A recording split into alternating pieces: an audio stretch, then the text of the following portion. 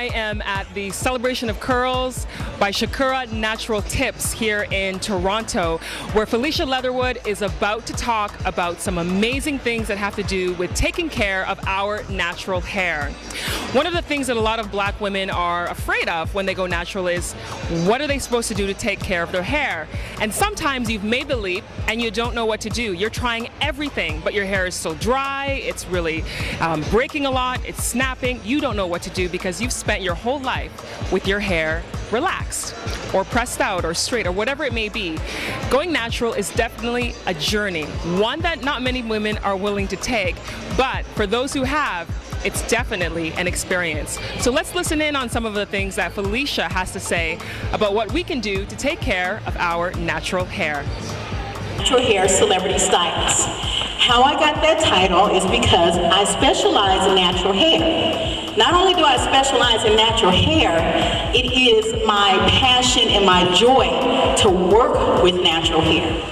Some people say, oh, you don't like straight hair, why didn't you ever do straight hair? So it has nothing to do with liking straight hair. I think hair is beautiful, period. The reason why I did not really get into straight hair is because I didn't like the odor, the smoky smell that came up, and I didn't like the place all smoked up, and I didn't like it going in my nose, and so every now and then I will have clients that get their hair flat, but I do it in the safest way possible, and we can talk about that a little later. But I started working with Jill Scott with her natural hairstyles, and Nicole Irene Parker and Kim Coles, and then some of you have seen Tiana Parrish, the young lady that was on the red carpet with the purple and she had the sculpted hair. And what I do with natural hair is it becomes art for me. So natural hair is art. I love sculpting the hairstyles and really just creating. I believe anything you can do with straight hair, you can do with natural hair. But that's just how I feel about it. So women come to me, they come in my shop, and they tell me they can't do anything with their hair. And I'm looking at the hair, and I'm like, the hair is thinking it can't do anything with you. You know, we keep blaming the hair, but really the hair is looking at us like, I don't wake up and comb myself. So what brought the two of you together to put on this event? Well, I've been following Felicia for quite some time, and when I wanted to put up a natural hair show, I thought, why not send her an email? What I did not think was that she was actually going to respond to the email. She did within a day, and I'm going, this is good. So she made my dream come true. Thank you. And I mean, you came in from the U.S. What made you decide you wanted to come to Canada to come and talk to everybody about natural hair? Well, for me, I feel like, you know, everybody goes, oh, you know, you're going here, you're going there, and it's so far. But I look at natural hair as one unit. It's a community. Although it's around the world, we're one unit. So I don't want to keep the information from anyone. I'm trying to go everywhere to educate all the women about their hair and mostly about loving themselves.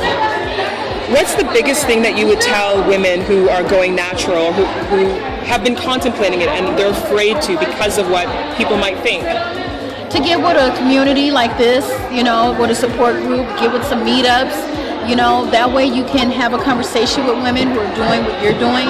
Anytime you embark upon anything, you always have to be around like-minded people. That way, they support what you're doing. They give you the confidence to do more of it. And what's the biggest thing that you've learned since you went natural? Because I know you've been natural for a long time, but what's the biggest thing you've learned that you'd like to share with people? That I feel really beautiful. And for some reason, ever since, well, I've been natural for a while, but I feel most comfortable this way. And I see myself, not just the outside of me, but the inside of me. Because natural hair is a journey. You're getting back to who you really are. So for me, it's all about that feeling of confidence and knowing myself, and that's what natural hair has brought me to. And where did you figure out the idea about the different textures of hair? Because a lot of women don't realize that amongst natural hair, there's so many different textures. I'm actually a natural hair geek, which means that I'm kind of obsessed with it, so I make it my business to know the ins and outs of all of it. I love what I do as a hairstylist, and I love what I do as an educator. And I feel like the best way to educate the masses is to know what I'm talking about. How do you know what you're talking about? You study it, you breathe it, you eat it, you live it. And so I have the opportunity to do that as a cosmetologist. And the products that you would recommend to people to use for different hair types, what are the ones that you think are some of the best on the line right now, on the market right now? There's so many. I mean, you have a variety. That's the thing. Now, since everybody's going natural, so many products are coming out each day, so you have a choice. But I always recommend that women go check out weareonyx.com because it's a product box, and on their website, I have tutorials about which products work for what texture of curl. That way, you're not just doing a shot in the dark, buying all these products that don't work for you. And that's why this kind of, what we did today, is important. Because you come, you get goodie bags, you get things, and you can test products on your hair. And then that way, you don't just go run out and be this crazy product junkie. You have all these products and don't know what to do with them. It's funny you say that. I was a product junkie when I went natural. I had so many different things that I tried. So you're right, it's trial and error, trying to figure out what's best that works for each individual person. Thank you so much for talking to us today. It was an awesome, awesome talk. And I think everybody learned from it a lot. So thank you. Thank you so much. Thank you. Thank you. This pretty lady right here. Thank you for coming. You put on an excellent event. Today was magnifique. Thank you. That's as much French as I know.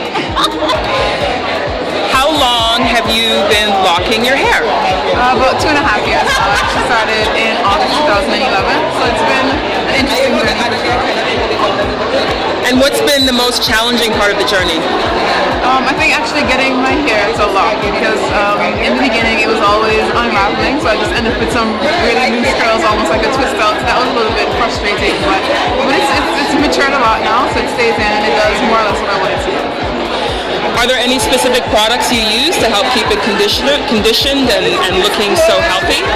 Not really. I actually try to avoid a lot of the gels and, so-called rock products. I prefer to stick to the natural oils, so oil and once in a while shea butter, but I don't really do too much in terms of store brand products. Yeah, I've been natural my whole life.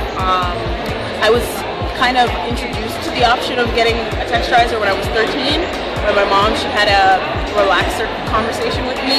Basically, you're old enough to get a relaxer, so if you're interested, we can make it happen at the salon. Just let me know. And I was very reluctant to embark on that because although my coils were a challenge to manage, and at the age of 13, my mom didn't do my hair for me that much, so it was kind of hard. But I still wanted. I was, I guess, very mature for my age, and I realized, there's a purpose for my hair being this way, and regardless of if I like it, I want to keep it. And so that's kind of the mentality I kept, and I've been natural ever since. But one change in my journey definitely was my big chop. I had a big chop for reasons concerning heat damage. I constantly straightened my hair, and I didn't know what I was doing with my hair. So there was one time I actually straightened it and a piece of my hair burnt off, and I'm like, okay, this is bad. And then anytime I washed it, it wouldn't curl. So I'm like, you know what, I want to try new transitions. So yeah, it's been a wonderful journey. There were challenges, but it's been a way to learn about myself. And You have started a natural hair blog. yeah. Can you tell us how things have been going and what advice you have for women who want to go natural? So far it's been going great. My advice would be to embrace your texture no matter what it is, and really get to know it and what works for your hair and what doesn't. So that's my advice, my quick advice. I have been natural for 5 years, technically, on and off for 7. And I've been maintaining my hair by protective styling. I hardly do this. I only do it for special occasions, like right now. And so my hair is normally twisted, moisturized, up in a bun, with a little bang sweep, and that's about it. That's how I do it.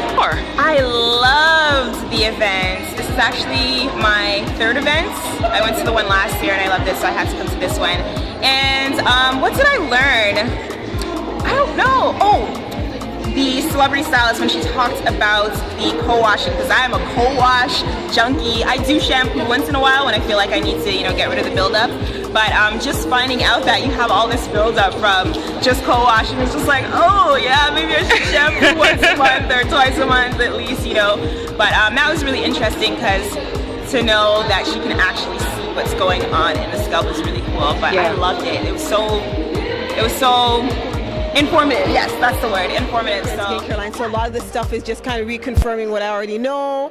But I think it's really great for people that are more new into the hair care or wanting to transition, or like a lot of the things they were talking about was like the confusion sometimes like with the YouTube, just some clarification with that. And I just think that just the fact that not everybody here has natural hair. Maybe they're transitioning, maybe they're thinking about it. Maybe the people that have natural hair, maybe they're thinking about how to kind of get past certain things, because especially when you start doing natural hair first, you're like, there's so many different things that you can do, should you do, can I not do? So I think it's a really good forum. You mentioned you have a product line. Yes. What is the name of it and where can people find it? Yeah, it's Entice Your Beauty Naturally. So it's our product line is actually holistic. So it's got no carcinogens, no parabens, no methylparabens, no sulfates, no mineral oils, and it's also infused with herbs. So it's actually very holistic. It's clean and it's non-carcinogenic. Cider in it and some water, and I just like get in the scalp and rub it out and just move on, because it is a lot of work. Can you imagine washing your hair every 3 days, every 4 days, every week? For some people you need to, but for me, no. You sound like you've been doing this for years. How long have you been doing it for? Basically a year. Really? Yes. And I know you talked about your journey, but you didn't really give a timeline. How many years have you actually been natural? I've transitioned for a very, very long time. I stopped, I failed, I started over again, but I've been fully natural for a year and a half. Okay. And you've had this much growth in a year and a half? That's great. Yeah, I think it had to do with me being pregnant and the hormones and the life going inside of me, and just like it made my hair like spurt out. So Okay. I was kind of lucky, I guess. Okay. So what inspired you to actually do it? It was a combination of things. For one, a lot of people in my family suffered from thinning hair from years and years of relaxers. And then my daughter, like I have two beautiful daughters, and I didn't want them to have to go through what I went through with not feeling like they were good enough unless they spent $100 on a pack of weave, or unless they permed their hair over and over again. So when I started to see them growing up, I figured now's the time to kind of break the cycle that I had when I was growing up and do something completely different for them. So now they're rocking their natural hair, and they all love it. They do twist outs, froze, wash and goes, and they're like little, and they know what natural hair is, and that makes me feel so proud. That's awesome. What advice would you give to a woman who's in the transition period of what she can do to kind of just get through that hump? Just like anything else in life, it's a journey. It's going to be hard. It's going to be challenging. But anything that's worthwhile, if you stick to it and just be patient and just understand that it's a process, you're going to be okay. What is the one biggest thing that you've learned about being natural that you would share with people now? The one thing that I've learned is just acceptance of your texture. You can't change your texture. The texture you have is the texture you have. And if you learn to rock it with confidence, then you're going to see how many beautiful things you can do with your own personal texture, as opposed to lusting after someone else's texture.